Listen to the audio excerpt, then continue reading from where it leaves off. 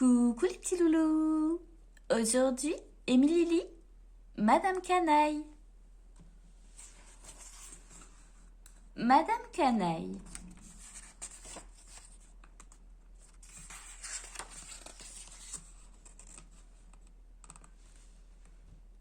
Es-tu toujours sage comme une image? Oui? Bravo! Eh bien, figure-toi que Madame Canaille, elle, ne l'était jamais. Ce dimanche matin-là, elle se leva et alla regarder à sa fenêtre. Quel beau temps! Pensa-t-elle. Elle sourit jusqu'aux oreilles. Quel beau temps pour les canailles! Ajouta-t-elle, et elle se frotta les mains.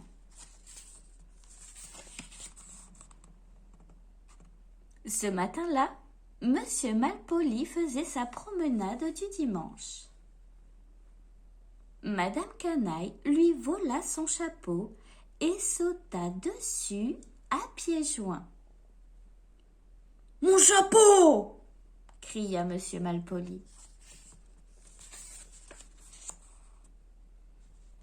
Cet après-midi-là, Monsieur Malin lisait un livre dans son jardin. Que fit Madame Canaille? Elle lui cassa ses lunettes. « Mes lunettes !» cria Monsieur Malin. Ce même après-midi, Monsieur Malchance se trouvait au milieu d'un pré. Il se demandait comment avoir de la chance. Que fit Madame Canaille? Elle déroula ses bandages, puis les enroula à sa façon. Cria Monsieur Malchance, qui ne pouvait guère dire autre chose. Monsieur Malpoli, Monsieur Malin et Monsieur Malchance n'étaient pas contents, mais pas contents du tout.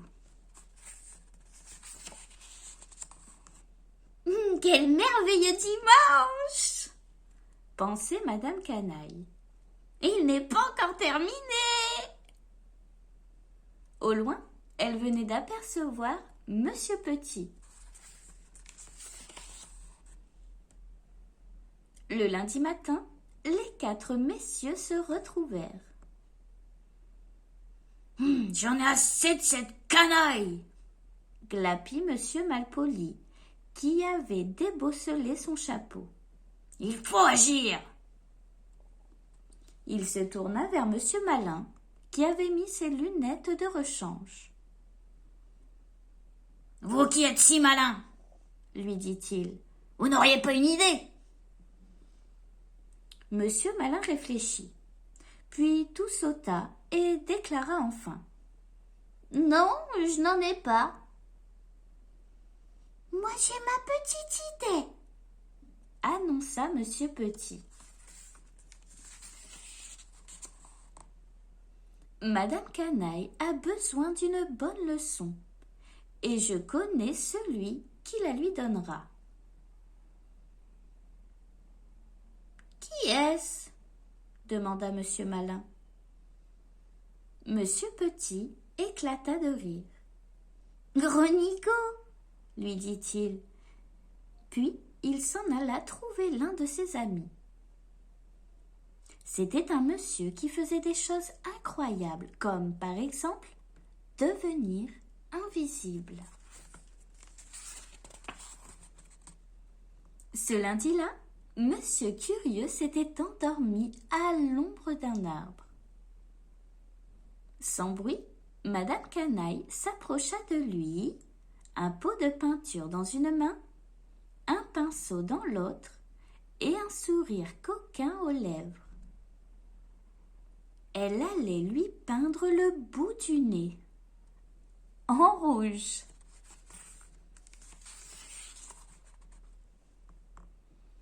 Or, à la seconde où elle s'apprêtait à jouer ce vilain tour, « Aïe » cria-t-elle.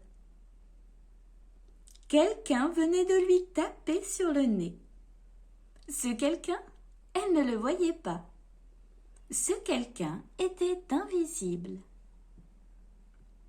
Madame Canaille lâcha son pot et son pinceau et s'enfuit à toutes jambes.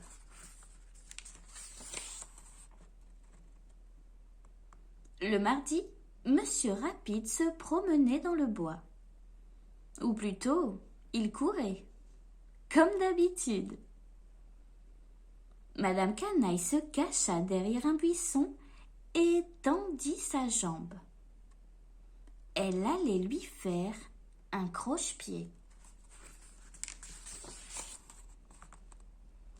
Or, à ce moment précis, « Aïe » cria-t-elle. L'homme invisible avait encore frappé, en plein sur son nez. Madame Canaille s'enfuit à toute allure. Le mercredi, Monsieur Heureux était chez lui. Il regardait la télévision. Dehors, Madame Canaille ramassa une pierre.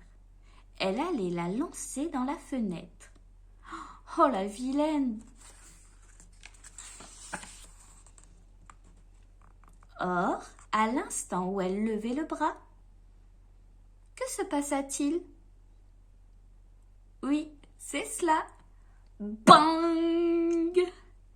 Ouïe! Cria Madame Canaille. Et elle s'enfuit à toute vitesse en se tenant le nez. Le jeudi, ce fut pareil. Bang! Le vendredi aussi. Bang! Bang!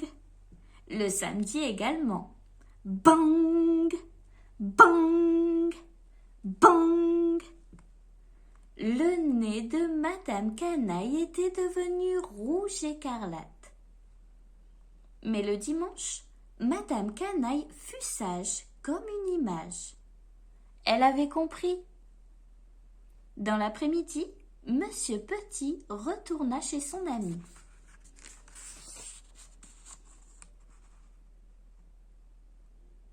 « Bonjour, monsieur incroyable, lui dit-il. C'est incroyable comme Madame Canaille a changé. »« Incroyable, mais vrai !» répliqua Monsieur Incroyable. Si tu as aimé ma vidéo, abonne-toi. Et si t'es abonné, n'oublie pas de liker.